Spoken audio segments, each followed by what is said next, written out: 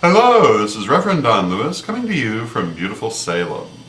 And as you can see, at least for the moment, my computer is temporarily saved, and we'll see what happens in the future. And for tonight's vlog, I wanted to say one more thing about the recent Rapture. And that is, I've heard a number of people commenting about Harold Camping, the man who predicted the end of the world for Saturday, and describing him with terms such as a lone nut, or other things that make it sound like he's a very marginal character. I've also heard the phrase that it was a failed campaign, and a number of other things that imply that it was a total misfire, and things like this. And I wanted to make a couple of comments that people may not have thought of. First one is that Harold Camping is anything but a lone nut. He has a radio show that plays on 66 stations in the United States. And that's actually pretty big. He raised and spent, as I understand it, at least $100 million on this campaign. And that is not a lone nut. That's a pretty big movement.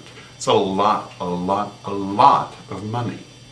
There are certainly others who are much bigger, but that's still pretty good sized. It was not a small movement that had this event. The second thing is that in terms of its being a failed campaign, I don't think it failed at all for them. I think it succeeded beautifully at what they wanted to do. It failed for many of the people who were victimized by it, people who donated their life savings, people who did things that they would never normally have done. I heard about a man who, despite the fact that he had massive debts, took it upon himself to travel across the country because he believed the world was about to be destroyed and he'd never have another chance to see it, and racked up much more debt than he would ever have normally had done.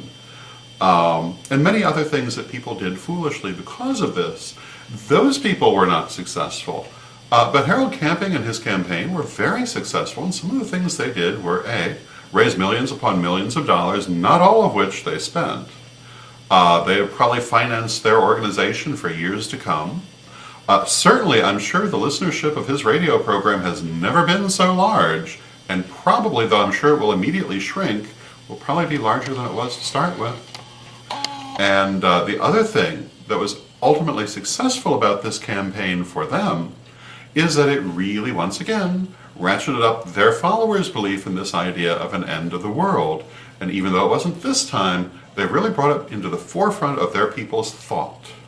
They've made it something all these people focused on, and really reinforced the idea within their movement. And in that, they were very successful. So, those are just a few last thoughts about the Rapture. And of course, one other thing that I cannot say too often is that although this is a wealthy and powerful movement, in terms of the amount of money that was involved, the amount of people that were involved, it was not a lone nut or a small group. It was nonetheless a fringe movement on the edges of the Christian world, and most mainstream Christians that I know of were quite horrified by it.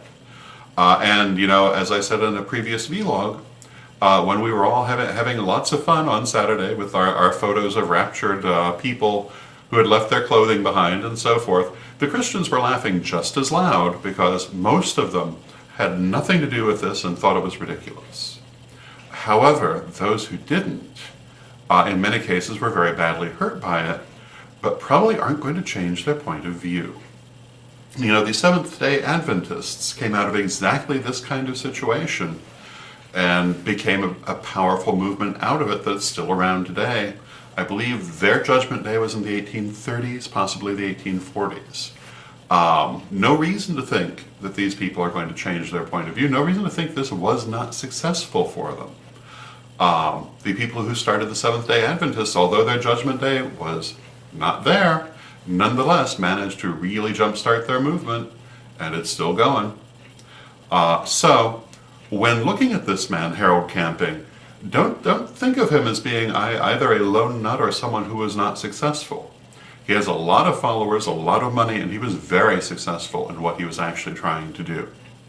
So, last thoughts about the Rapture, and I will move on to questions and answers tomorrow. Hope you have a lovely evening. Until next time, may you blessed be.